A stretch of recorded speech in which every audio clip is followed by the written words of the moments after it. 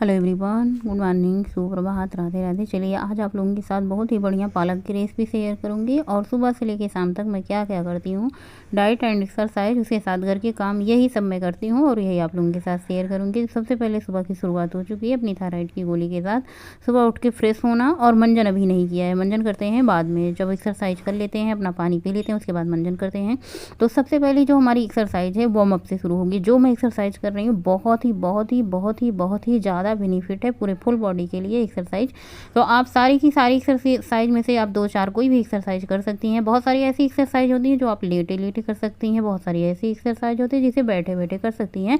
अगर आपका वजन ज़्यादा है, आपके घुटने में दर्द होती है, पैर में दर्द होता है, तो अब बहुत सारी एक्सरसाइज ऐसी हैं जिसे आप बड़े ही आराम से लेटे लेटे अपने बेड पे या फिर नीचे मैट पर चटाई बिछा के आप आराम से एक्सरसाइज कर सकती हैं।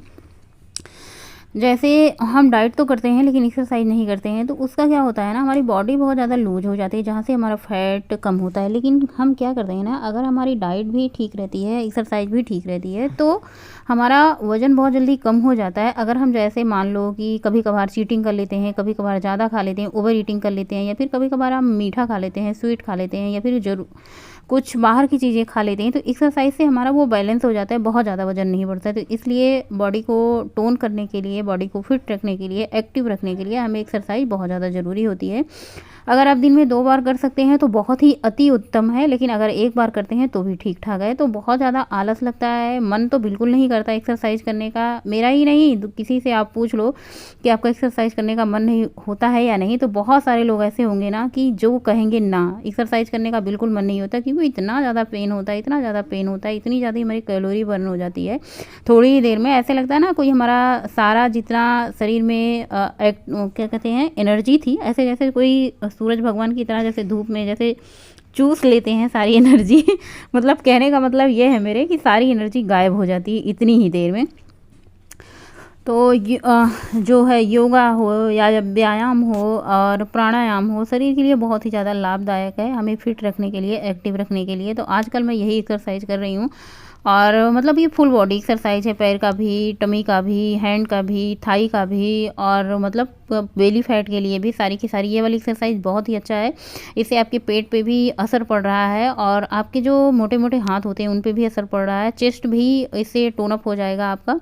तो ये वाली एक्सरसाइज आप करें, बढ़िया है, फिट है, आप हेल्दी रहेंगे, मस्त रहेंगे, स्वस्थ रहेंगे। इनमें से कौन सी एक्सरसाइज आपको सबसे ज़्यादा अच्छी लगती है ये बताइए। और ये वाली कमर की, मतलब जब मैं करती हूँ, जब मैं बिल्कुल थक जाती हूँ ना, ऐसे लगता है ना। अच्छा, एक चीज़ ये और है, अगर आप एक्सरसाइज कर रहे हैं तो आप सबसे पहले अपना बैलेंस बना के ज़रूर एक्सरसाइज करें, वरना आपका बैलेंस बिगड़ जाएगा ना, तो आप मुंह के बल या फिर पीठ के बल गिर जाएंगे। ये वाली एक्सरसाइज बहुत बहुत बहुत अच्छी है। आपका जो मोटा मोटा हाथ है, जो हमारे कंधे से जुड़ा होता है, मेरा हाथ जो कंधे से ज्वाइंट है ना, वहाँ पे इतना ज़्यादा मोटा है कि मैं क्या ही बताऊँ। इसको मैं कहती हूँ जिग जैग, आप जंपिंग जपाक कह सकते हैं, जिग जैग कह सकते हैं, जो भी नाम रखना चाहे रख सकते हैं। जंपिंग जैक होता है। हाँ, जंपिंग जैक होता है, जो भी कहें आप। तो मैं जो, देखो मुझे अंग्रेजी नहीं आती, तो मुझे जो आता है मैं बोल देती हूँ। मैं एक्सरसाइज करती हूँ, ये तो मुझे पता है इससे क्या फ़ायदे हैं, पर बोल नहीं पाती, इसका आप लोग अनुमान लगा लीजिएगा, अंदाज़ा लगा लीजिएगा। और फिर से मैं ये, और एक चीज़ मैं बताना भूल गई थी, जितनी भी मैं एक्सरसाइज करती हूँ वो आप लोगों के साथ बहुत थोड़ा थोड़ा थोड़ा थोड़ा कट लगा के शेयर करती हूँ। सारी की सारी एक्सरसाइज की मैं 50 बार या फिर 100 बार करती हूँ, जैसे मेरे पास टाइम होता है। अगर मुझे कुछ ज़रूरी काम है ना, तो मैं 50 कर लेती हूँ सुबह, 50 शाम को ही टाइम कर लेती हूँ। अगर मेरे पास टाइम है तो मैं 100 बार सुबह ही कर लेती हूँ। 100 बार करने में दादी नानी सब याद आ जाती हैं। अगर मुझे मेरी बातों पे यार नहीं यकीन होता, तो आप लोग सारी की सारी एक्सरसाइज एक बार 50 बार करके देखिए, फिर आपको पता चलेगा कितनी ज़्यादा हमारी कैलोरी खर्च होती है, एनर्जी लगती है, और हमें थकान कितनी लगती है, सब पता चल जाएगा। आप शुरू में पहले 5 बार करें, 10 बार करें, 20 बार करें, 25 बार करें, एकाएक आप 50 बार 100 बार ना ट्राई करें, क्योंकि बहुत ज़्यादा पेन होता है शरीर में। तो सबसे पहले अपना ये फैट कटर वाला पानी जो है मैंने बनाया है। और हमारे एक व्यूअर का कमेंट आया था कि आप दिन भर खाती ही रहती है। अरे भैया, दिन भर नहीं खाते हैं, एक बार सुबह पानी पी लेते हैं, उसके बाद फ्रूट खा लेते हैं 9 साढ़े 9 बजे थोड़ा सा, उसके बाद दोपहर को 2 बजे लंच कर लेते हैं, उसके बाद शाम को थोड़ा सा कभी चाय पी लेते हैं, कभी कुछ खा लेते हैं, रात में डिनर में कभी करते हैं, कभी नहीं करते हैं। तो मुझे नहीं लगता कि मुझे दिन भर आप लोग खाते कहाँ देखते हैं, मुझे समझ नहीं आता कि आप लोग कहते हैं। हाँ, मैं दिन भर बनाती रहती हूँ, ये बात अगर कहते हैं तो मुझे कुछ ठीक ठाक लगता है, लेकिन आप लोग मेरे खाने पर दिन भर कमेंट किए तो मुझे बहुत, मतलब बहुत बिल्कुल अच्छा नहीं लगता। बनाने का काम है, दिन भर बनाती रहती हूँ, कुछ ना कुछ बनाती रहती हूँ, पर अपने बच्चों के लिए, अपने पति के लिए, अपने परिवार के लिए कौन नहीं दिन भर बनाता। मतलब कभी कभार ऐसे कमेंट आ जाते हैं ना, पूरा दिमाग भन्ना जाता है। मतलब अच्छे से अच्छा दिमाग को जो है भनवाने के लिए ऐसे लोग कमेंट कर देते हैं। हाँ, लेकिन कोई बात नहीं, चलिए चलता रहता है, कमेंट करने वाले कमेंट करते रहेंगे। तो सबसे पहले मैंने अपना पानी पिया है, उसके बाद सबके लिए चाय बना दी है यहाँ पे 3 लोगों के लिए। और ये देख लीजिए, खाने की बात आप लोग करते हैं ना, तो मेरे घर में देखिए कितना कम सब लोग चाय पीते हैं। इतना कम तो कोई चाय नहीं पीता है। और घर की साफ़ सफाई हो चुकी है, झाड़ू लगाया है, पोछा आज नहीं लगाया क्योंकि मौसम बहुत ही ज़्यादा ख़राब था, बारिश की हल्की हल्की पड़ रही थी ना, तो पोछा इसलिए नहीं लगा क्योंकि बाहर भी चिपचिपा सा गीला गीला रहे, अंदर भी गीला गीला हो जाए तो अच्छा नहीं लगता। ढेर सारी यहाँ पे पालक आई थी, 1 केजी की 1 केजी ये पालक है। 1 केजी पालक की मैं क्या बनाऊंगी आज, हरे भरा आलू और जो है पालक की सब्ज़ी बनाऊंगी। आलू पालक की अगर मैं साग बनाती तो बच्चे शायद ना खाते। तो सबसे पहले पालक को अच्छे से क्लीन कर लेना है, अच्छे से उनको। उसके बाद क्लीन करके पालक को धुल करके मैंने रख दिया है और स्नान करके पूजा कर लिया है हमने। और पूजा तो मैं सेम ऐसे ही करती हूँ इसी तरीके से, लेकिन ये वीडियो क्लिप हमारे पास रहती है तो यही लगा देते हैं, हर वीडियो में अच्छा लगता है। और बाकी तो धूप बत्ती, धूप दीप और जो प्रसाद होते हैं वो तो चढ़ाए जाते हैं। फूल कभी कभार मिल जाते हैं, कभी कभार नहीं मिल जाते हैं। तो ये सब बात हो गई पूजा पाठ की। स्नान ध्यान हो चुका है और अभी आप लोग कहते हैं ना खाने की, तो सुबह से मैंने बस वही पानी पिया, अभी तक कुछ नहीं पिया। और पालक को धुल करके मैंने कुकर में उबलने के लिए रख दिया है। क्वांटिटी बहुत ज़्यादा पालक की दिख रही है, लेकिन अभी ये थोड़ी सी हो जाएगी। पालक का साग बच्चों को कम पसंद आता है, इस तरीके से मैं ग्रेवी वाली सब्जी बना देती हूँ तो बच्चों को ज़्यादा पसंद आती है। तो मैंने सोचा जो बच्चों को पसंद आए वही बनाया जाए। तो सबसे पहले थोड़ा सा पानी डाल दिया है ग्लास में और बस इसको थोड़ा सा भाप में पकने देते हैं। 1 सीटी भी लगाने की कोई ज़रूरत। पालक में हमारी सीटी लग चुकी थी। थोड़ा सा मैंने कढ़ाई में तेल डाला है। यहाँ पे मैंने 3 आलूओं को लंबे लंबे थोड़े से मोटे मोटे स्लाइस में कट कर लिया है और इनको हल्का सा फ्राई करेंगे। और साथ ही मैंने 6 से 7 काजू लिया है, उनको भी फ्राई करेंगे। जब तक हमारा आलू और काजू फ्राई हो रहा है तब तक हम मसाले तैयार कर लेते हैं। मसाले में जो मैंने सुबह में पानी पीते हैं उसका जो मसाला होता है मैं फेंकती नहीं हूँ, क्योंकि वो सारे मसाले होते हैं उनको मैं ले लेती हूँ, सब्जी दाल में किसी में भी ऐड कर देती हूँ। और मसाले में प्याज, अदरक, लहसुन, हरी मिर्ची, ये सब, टमाटर तो जाएगा। थोड़ा सा मूंगफली मेरे पास बचा हुआ था, मैंने एक दिन चटनी बनाई थी मूंगफली की, तो थोड़ी सी मूंगफली बच गई थी, उसको भी मसाले में मैंने ऐड कर लिया। तब तक हमारा आलू अच्छे से फ्राई हो चुका था। बहुत ज़्यादा नहीं फ्राई करना था, बस हल्का सा, बाकी ग्रेवी में पक जाएगा।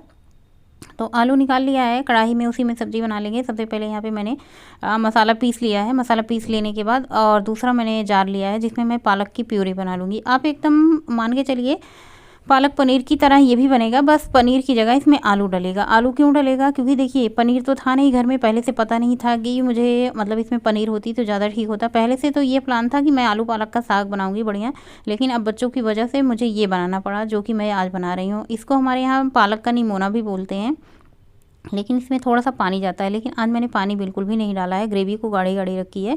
और मसाले में सब्जी मसाला, किचन किंग मसाला ऐड कर लिया है। कढ़ाई में मैंने 2 चम्मच बड़े घी डाले हैं। जो तेल बचा हुआ था उसको मैंने निकाला नहीं, तेल को रहने दिया है। उसी में मैंने 2 चम्मच घी डाल दिया है। तड़के में मैंने जीरा, हींग, सूखी लाल मिर्च, तेज पत्ता डाला है। उसके बाद जो मसाला पीस करके तैयार किया था उसको ऐड कर दिया। चाहे तो आप मसाले को भून करके भी बना सकते हैं, जैसे प्याज टमाटर को भून के हम मटर पनीर की ग्रेवी बनाते हैं उस तरीके से भी आप बना सकते हैं। मसाले को अच्छे से भूनना है, जब तक इसका कलर चेंज ना हो जाए तब तक आपको भूनते ही रहना है।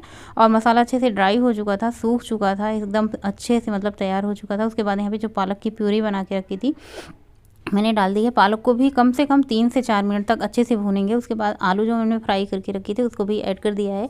आप इसे पालक का निमोना कह सकते हैं, मतलब, या फिर पालक पनीर की तरह बना सकते हैं। और इसके बाद मैंने इसमें अदरक और काजू ऐड कर दिया। इसको थोड़ी देर में अच्छे से मिक्स करूँगी और पकने के लिए छोड़ दूँगी। इसको आप ढक करके पकने के लिए छोड़ें, क्योंकि ये बहुत ज़्यादा खदकता है। जब खदकता है ना तो ऊपर बहुत ज़्यादा छींटे आते हैं दीवार पे, तो इसको ढक दें। स्वादानुसार मैंने थोड़ा सा नमक और ऐड कर दिया, मुझे कम लग रहा था। उसके बाद इसको पकने देते हैं। चावल मैंने धुल करके रख दिया था। चावल धुल करके रखने से बनाने के बाद ये बहुत ज़्यादा नरम होते हैं। जैसे कभी कभार होता है ना, चावल थोड़े से ऐसे कड़े कड़े लगते हैं, पकने के बाद भी टाइट टाइट लगते हैं। उसके लिए आप चावल नरम बने पहले से ही धुल करके आप इनको छोड़ दें आधा घंटा के लिए। उसके बाद आप पकाएं, बहुत नरम बनेंगे। अगर आप खिला खिला बनाना चाहती हैं तो इसमें थोड़ा सा घी और थोड़ा सा नमक ऐड कर दें। वाइट बनाना चाहती हैं तो थोड़ा सा नींबू ऐड कर दें। ये कभी कभार होता है, जैसे जब मेहमान आते हैं, हमारे घर में गेस्ट आते हैं, तो ये सारी तैयारियाँ होती है। नॉर्मल डे में हमें खुद ही खाना होता है तो इतने ज़्यादा प्रोसेस नहीं करते हैं। आटा मैंने बाजरे का और थोड़ा सा मैंने गेहूँ का मिक्स गूँथ लिया है। बाजरे का आटा बहुत ज़्यादा हेल्दी होता है। सबसे ज़्यादा जो ज़रूरी होता है वेट लॉस के लिए, बाजरे का आटा रामबाड़ इलाज है। आप वज़न कम करना हो ना तो आप बाजरे का आटा ज़रूर खाएं। बाजरे के आटे में बहुत सारे पौष्टिक होता है, इतना मैं कि जितना मैं बता भी नहीं सकती जानती तो मैं हूँ। बहुत सारे पौष्टिक और गुणों का खजाना है बाजरे का आटा, और बहुत जगह मैंने पढ़ा है, लेकिन बता पाना थोड़ा सा मुश्किल है। तो आप लोग सर्च करके पढ़ सकते हैं बाजरे के आटे से क्या क्या फ़ायदे होते हैं, और हमारा वजन बाजरे का आटा कैसे कम करता है, क्योंकि ये ग्लूटेन फ्री होता है ना, तो इससे हमारा वजन भी कम हो जाता है। तो बस हमारा साग अच्छे से बन करके तैयार हो चुका था। इसमें मैंने थोड़ा सा बटर डाल दिया है, इसको अच्छे से कर देंगे मिक्स। इसका बटर का जब फ्लेवर आएगा ना, तो बच्चे के मुंह में जाएगा, तो बच्चे अपने आप खिंचे चले आएंगे इसकी तरफ से। और रोटी मैंने बाजरे की फटाफट से गर्मा गर्म बनाई है, आप लोग भी आ जाइए। आलू पालक का साग और बाजरे की रोटी, चाहे तो आप ऊपर से घी लगा लें। थोड़ा सा अचार ले लिया आज मैंने, यहाँ नींबू का अचार लिया है और हरी मिर्ची का अचार लिया है, पालक का अचार लिया है, और एक बाजरे की रोटी ली। बाजरे की रोटी जो है ना, बहुत ज़्यादा भारी होती है, आप 2 रोटी से ज़्यादा बाजरे की खा ही नहीं सकते। मतलब इतना जल्दी पेट भर जाता है। जब हमारा एक रोटी में पेट भर जाएगा तो हमारा ज़रूर से ज़रूर वजन कम होगा। जैसे हम गेहूँ की 4 रोटी 5 रोटी खा लेते हैं, उसकी जगह अगर हम 1 रोटी खाएंगे ना, तो हमारा वजन कम होगा। और दूसरे जो है ना, बाजरा ग्लूटेन फ्री होता है, पचने में भी बहुत ज़्यादा आराम होता है। बाजरे की रोटी आप खा लो ना, तो बहुत ज़्यादा प्यास लगती है, पानी की कमी भी आपकी पूरी करेगा। जैसे आप पानी नहीं पीना चाहते हैं तो बाजरा की रोटी खाइए, गुणों का खजाना है, वजन कम कीजिए। और प्यास नहीं लगती ना, तो बाजरे की रोटी खाने से बहुत प्यास लगती है। मैं बता रही हूँ, मैं 1 रोटी 2 रोटी खा लेती हूँ ना, तो दिन भर पानी पीती रहती हूँ, पेट दिन भर फुल भरा रहता है। बाजरे की रोटी और जो क्या कहते हैं पोहा तो ऐसे नाश्ते हैं हमारे जैसे पोहा का नाश्ता और बाजरे की रोटी अगर मैं खा लूँ ना, तो दिन भर मुझे भूख नहीं लगती, पेट भरा भरा रहता है। शाम के टाइम मैं वॉक पे निकल चुकी हूँ, वॉक से लौट करके मैं एक्सरसाइज करूँगी, और उसके बाद जो घर के डेली काम होते हैं, जैसे डिनर बनाने की तैयारी होती है, डिनर में क्या बनेगा, कटिंग चॉपिंग का काम होता है।